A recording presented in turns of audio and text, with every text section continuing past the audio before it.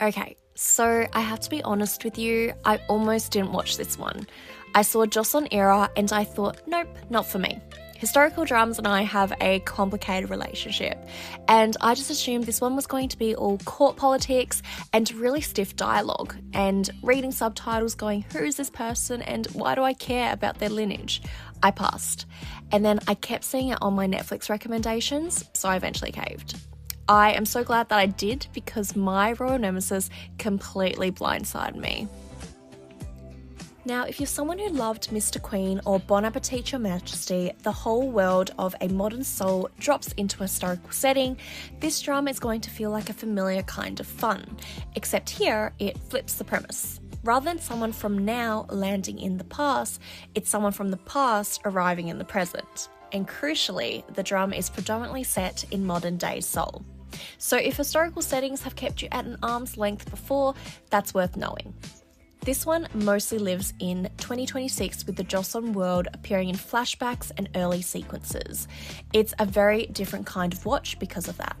So today on Brush and Rewind, we're talking about My Royal Nemesis.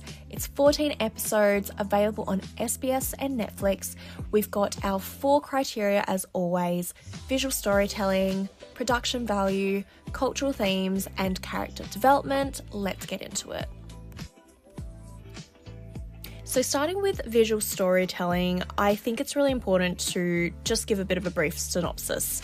Kundun Shim, this incredibly cunning Joseon concubine who is basically a master manipulator, gets sentenced to death by poison. And through this shaman ritual at the moment of her execution, she ends up transported 300 years into the future, into the body of a struggling modern actress called Shinsori. And then she meets Chasagi, this cold, arrogant chaebol heir who is basically the modern equivalent of every powerful man who ever wanted to use her. What I loved visually is how the show uses contrast to tell that story without always needing to spell it out. The Joseon sequences are all candlelight, shadow, heavy fabric, and stillness. And then you cut to modern Seoul and everything is sharp, bright, loud, and then Kundun Shim is just standing in the middle of it. That visual whiplash is doing a lot of storytelling work. She's out of place and you can see it.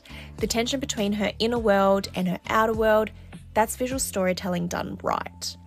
Look, it's not a prestige drama in terms of cinematic scale, but it's smart with what it has. So I'm going to give this a 3.5 out of 5. From the very first episode, Chasagi is in all black, looking sharp, cold, completely closed off, and that's not an accident. And then there's Kundun Shim arriving in modern Seoul in full Joseon court attire. All colour and embroidery and layered silk, looking absolutely out of place and yet somehow the most vivid thing on screen. That visual contrast between them in episode 1 is basically a thesis statement for the whole relationship. He is someone who has built walls and she's someone who has never learned to hide.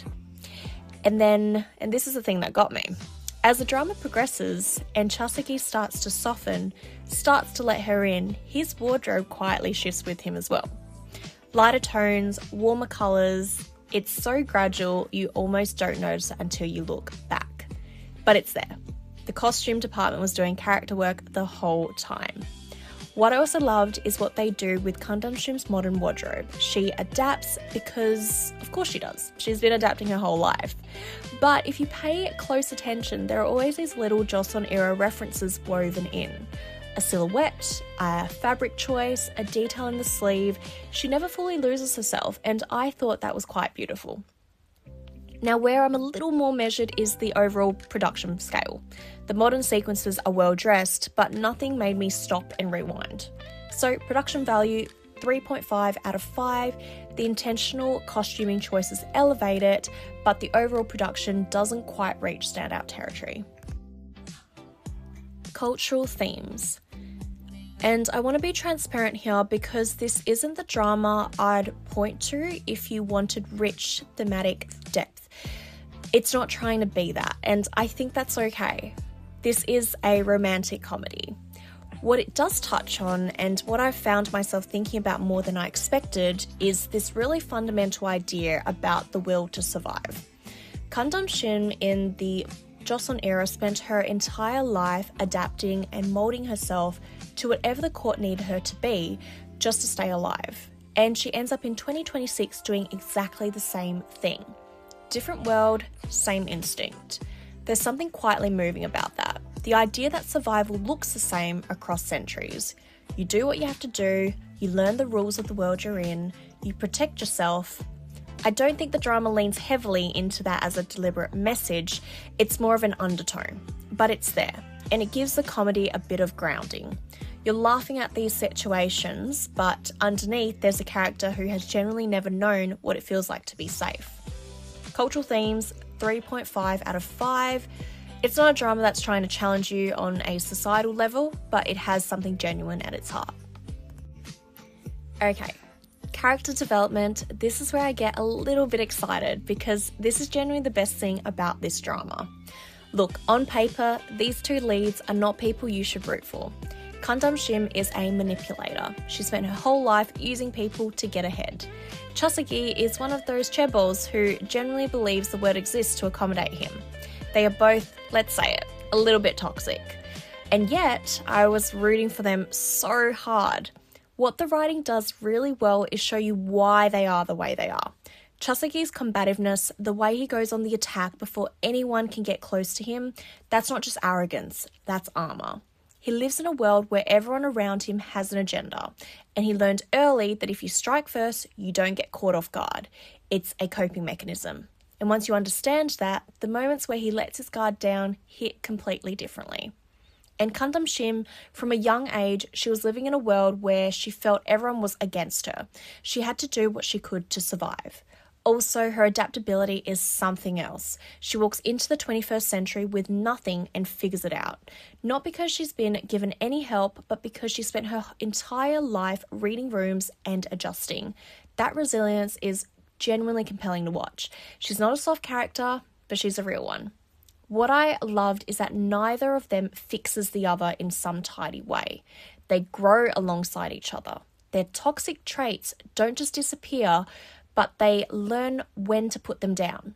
And the outside world keeps coming for them, and instead of it driving them apart, it becomes a thing that pushes them together. Because they're the only two people who actually understand what it costs to protect yourself like that. Character development, 4.5 out of 5. So where does that leave us overall? Look, My Royal Nemesis is a drama that I very nearly skipped, and I'm really glad I didn't. It's funny, genuinely funny, with all these very 2010 era K-drama tropes. It's warm, it's got a slow burn that actually pays off. It kept me company for weeks, and honestly, I kept thinking about it even when I wasn't watching it, and I was telling all my friends about it. That counts for a lot. Now, if you're on the fence because of the historical setting, look, I was too. But this is not a historical drama. It's a time travel romantic comedy. It's got a really sharp female lead and a male lead who turns out to have a lot more going on than he lets on. Get at least 3 episodes, I think it'll get you. The acting as well is on point. As always, my scores are on the screen. Drop yours in the comments. I generally want to know where you landed on this one. I'll see you in the next one. Bye for now.